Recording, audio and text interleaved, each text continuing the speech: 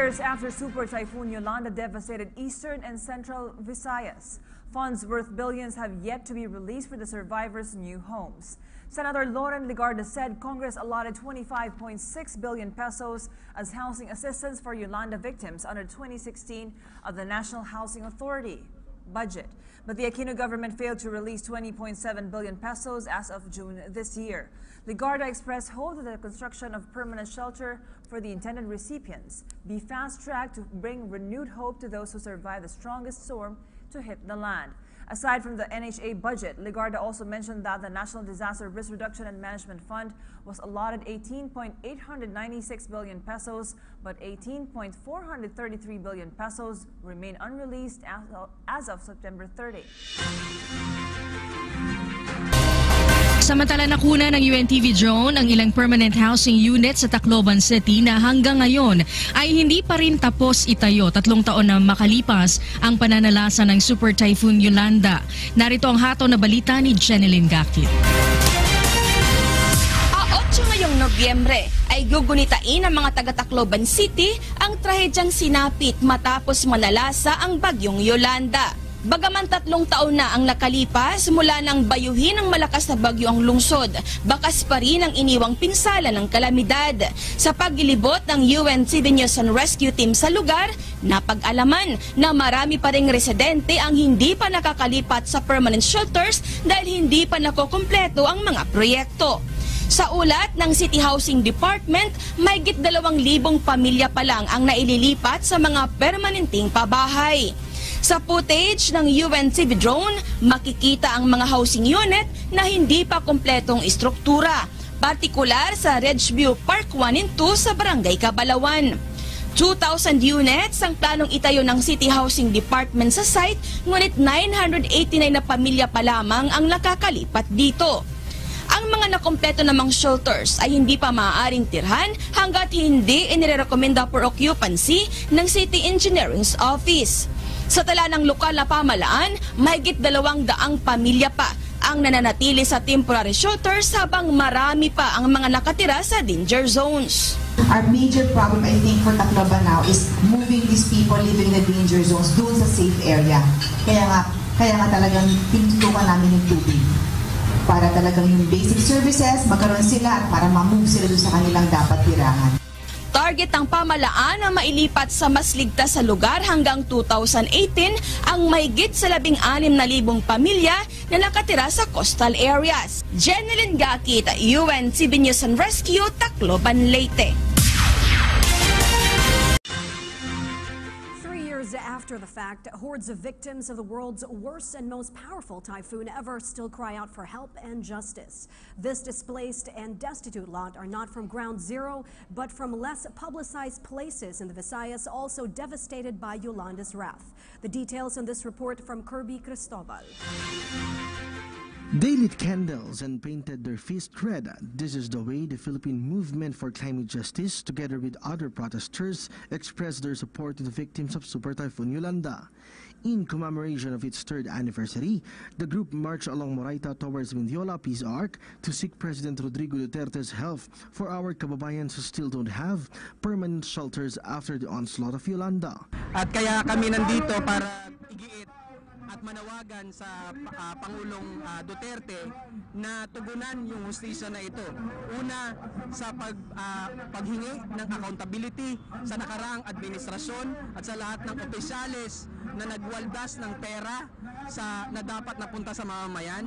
Pangalawa, isang programa na tutugon sa pangangailangan ngayon ng mamamayan. At alam namin na hinahanapan ito ng paraan, pero ito ay kumbaga continuing na injustisya sa ating mga kapatid na mamamayan na nasalanta ng Yolanda. According to data collected by PMCJ, there are still no occupied housing projects in the areas of MacArthur, Mayorga, Tolosa, Salcedo, and Basay Samar because most of the constructed housing areas are located in Tacloban City. Arances reiterates the movement and other groups will continuously fight and support all the victims of Super Typhoon until they achieve justice and their primary needs. Sa bahagi namin sa PMCJ, ganun din sa iba't ibang organisasyon na nandito, Freedom from Death Coalition, ang Action Klima, ay simula 2013 magpahanggang ngayon ay patuloy ang suportang ibinibigay namin sa mga kapatid namin, mga kasamahan namin sa organisasyon na nasalanta ng bagyo. Patuloy yon kasama ang Caritas at ang CBC Pinasa. Meanwhile, Manila Police District strictly monitors and provided security to the rallyists and civilians until the end of the program. They also manage the safety of everyone along Mendiola. Aside from Manila, similar mass action by other members of the same group were held in Tacloban and Cebu. Dismayado si Pangulong Rodrigo Duterte sa naging tugon ng pamahalaan sa mga sinalanta ng Super Typhoon Yolanda. Kaya naman, inatasan niya sina Presidential Assistant Michael Dino at Vice President at HUD Secretary Leni Robredo na pabilisin ang pagbibigay ng pabahay sa mga biktima ng naturang bagyo. Si George Bandola, Magulat Live. George! The weather will be favorable for your outdoor activities tomorrow until Friday. Just don't forget your umbrella to protect you from the sun and possible thunderstorms in the afternoon or evening. Don't go away, astronomy news coming up after nangyari sa Holy Cross Memorial Cemetery sa bahagi ng Barangay Basper sa Tacloban City. Bitbit ng Pangulong Duterte ang panibagong pag-asa at panibagong mga pangako na dapat na ibigay ng pamahalaan para sa ating mga kababayang na unang sinalanta ng mapaminsalang bagyo. Inatasan niya particularly itong si Secretary Mike Dino na Presidential Assistant for Visayas na siyang maging head ng coordinating agency at para mangulit sa mga government agencies na dapat na gumawa sa lalong madaling panahon ng mga nararapat tulad ng pabahay, ng patubig at ng mga mahalagang serbisyo para sa ating mga kababayang na unang naapektuhan ng nasabing bagyo. Narito ang pahayag ng Pangulong Rodrigo Duterte. I came 3 years ago when this incident happened. And I was sad. Ngayon, sinabi ko sa kanila sa truck, hindi ako galit. Do not be offended. But pagtanong ko, 3 years after, ilang tao pa lang ang nakatira sa mga bunk houses or the relief houses that are provided by government. I am not satisfied. As a matter of fact, it's BS to me. 3 years, wala pa'y nakabalhin kaayo. Ano ba naman? I'd like to ask the Presidential Assistant for the Visayas to Mike Dino. I'll put him in charge. Kaya nga Presidential Assistant siya, Mike. Magawa ka ng bahay dyan ka tumira. But, you oversee I want this thing completed. I will be back. Babalik ako. Ano tayo ngayon? October, November. I'll be back December. Mike, gusto ko na sa harap nila, gusto ko, by December, gusto ko makalipat na lahat. Ayon nga sa Pangulong Duterte, disappointed ito sa nagawa ng pamahalaan noon kung kaya't personal siyang humingi ng paumanhin sa mga Taclobanons at sa lahat ng mga naging biktima ng bagyong Yolanda. Hindi rin kasi may kakaila na halos 10% lamang o 2,000 pa lamang ang mga nabibigyan ng permanenteng pabahay, gayong 250,000 ang naunang na-identify ng Nooy Task Force na ginawa ng nakarang administrasyon para sa mabigyan sana ng mga permanenteng pabahay.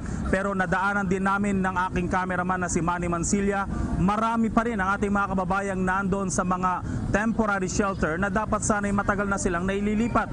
Biruin po ninyo, 3 taon, pero hanggang sa ngayon ay nagtitiis pa rin sila ng kawalan ng maayos na tubig, ng maayos na kuryente, ng maayos na hanap buhay, at lalong-lalo na yung kapakanan ng mga bata na kung paano sila nakakapag-aral at nakakapag-aral din naman pero doon sa mga masisikip at maiinit na mga makeshift classroom na naipatayo sana ng matagal na at maging permanente na sana sa lalong madaling panahon. Sa kanyang pag-aatas dito kay Secretary Mike Dino, inatasan din niya itong si Housing CHAR Vice President Leni Robredo na pangunahan din ang mabilis na pagsasaayos ng pabahay sa ating mga kababayang naging biktima nga ng bagyong Yolanda. Sa likuran ko po ngayon mga kaibigan, ako po'y nandito ngayon dito sa rotonda ng Barangay San Jose sa Tacloban City. Ito pong Barangay San Jose na isa sa may pinakamaraming naging biktima ng nakaraang bagyong Yolanda. Dito rin po may maraming natagpuang naianod o mga patay dahil doon sa nasabing bagyo 3 taon na nakakaraan. Sa mga oras ito dito sa rotonda, ginagawa ang isang banal na misa bilang pag-alala pa rin at paggunita sa mga sinawing palad ng nasabing bagyo.